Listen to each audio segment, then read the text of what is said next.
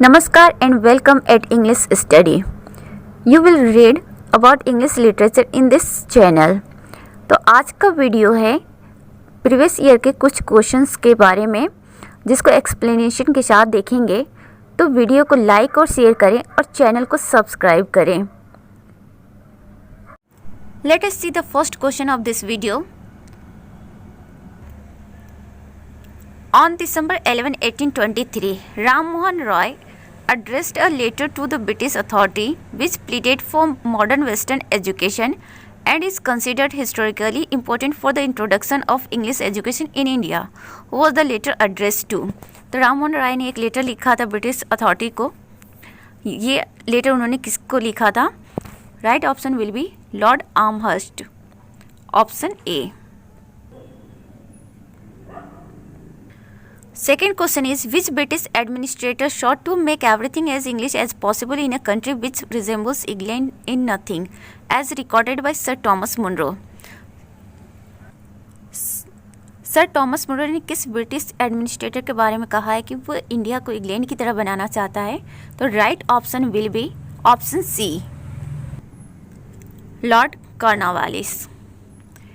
Sir Thomas Munro उस समय के ईस्ट इंडिया कंपनी के मेजर जनरल थे. Who among the following was the first director of the Central Institute of English and Foreign Language, Hyderabad, now EFL University? तो central institute of English and foreign language Hyderabad के पहले director कौन थे? तो professor B के Gokak. Right option A.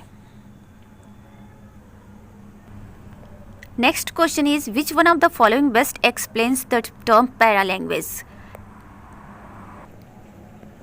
तो कौन सा ऑप्शन होगा जो अच्छे से एक्सप्लेन करता होगा पैरा लैंग्वेज को? Let's see the right option.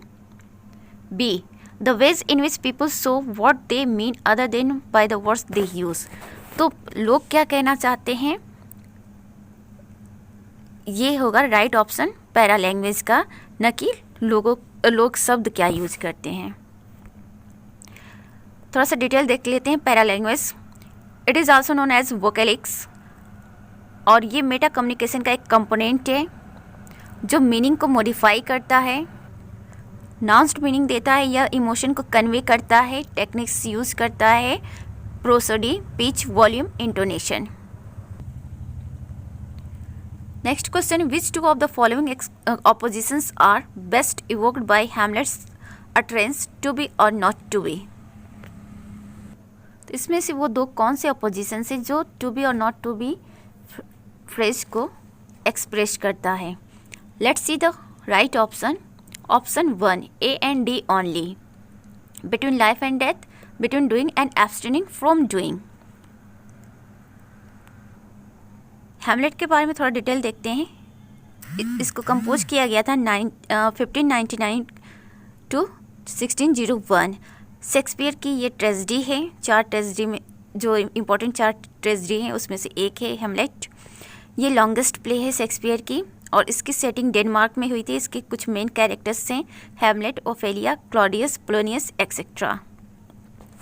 Now the next question is, who among the following linguist propose the term competence and performance? तो इन चारों लिंग्विस्ट में से वो कौन सा है जिन्होंने कॉम्पिटेंस और परफॉर्मेंस टर्म को प्रपोज किया था? तो right option will be Noam Chomsky. Option D. Noam Chomsky कौन थे थोड़ा सा देख लेते हैं. ये अमेरिकन लिंग्विस्ट है. इनको कभी कभी the father of modern linguist भी कहा जाता है. कॉग्निटिव साइंस के फाउंडर में से एक ये हैं. Next question, which one of this statements defines the scope of semiotics? ये सभी स्टेटमेंट्स में से कौन सा स्टेटमेंट है जो सेमियोटिक्स को अच्छे से डिफाइन करता है? तो right option will be B, semiotics is a study of sign system. तो सेमियोटिक क्या है? Study of sign and symbols and their use और इंटरप्रिटेशन. तो सेमियोटिक साइन और सिंबल्स की स्टडी करता है और साथ में उनके यूज और इंटरप्रिटेशन को. नेक्स्ट क्वेश्चन इज,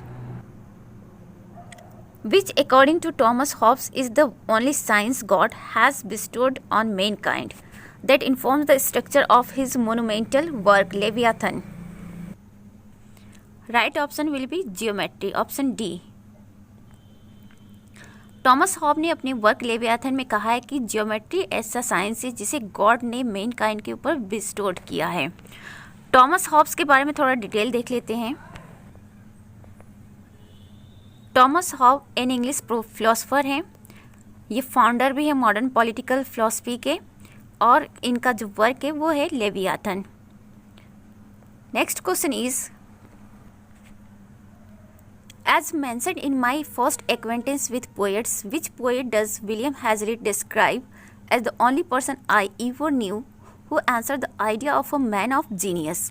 तो विलियम हैजलिट ने एक ऐसे पोएट की बात कही है जो इनको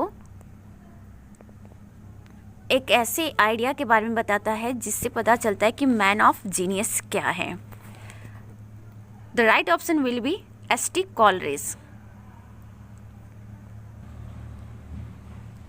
तो my first acquaintance with poets William Hazlitt का वर्क है जिसमें इन्होंने कॉलरेज के बारे में लिखा है, तो option A will be the right option.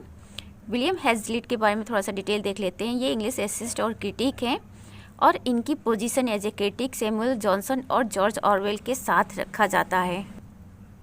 Hazlitt के कुछ इंपॉर्टेंट वर्क हैं, character of Shakespeare's plays, table talk, the spirit of the age. S T. Coleridge कौन है? Let's see a little detail. He was one of the famous romantic poet. ये English poet थे, literary critic थे और philosopher थे। Romantic movement इन्होंने Wordsworth के साथ स्टार्ट किया था। वर्ड्सवर्थ के साथ इन्होंने लिरिकल बैलेड को कंपोज किया था। इनके कुछ इंपॉर्टेंट वर्क हैं, the rime of ancient mariner, Kubla Khan, Biographia Literaria, Christabel. Lyrical ballad का जो फर्स्ट पोएम है the rime of ancient mariner, इसी से लिरिकल बैलेड की स्टार्ट होती है।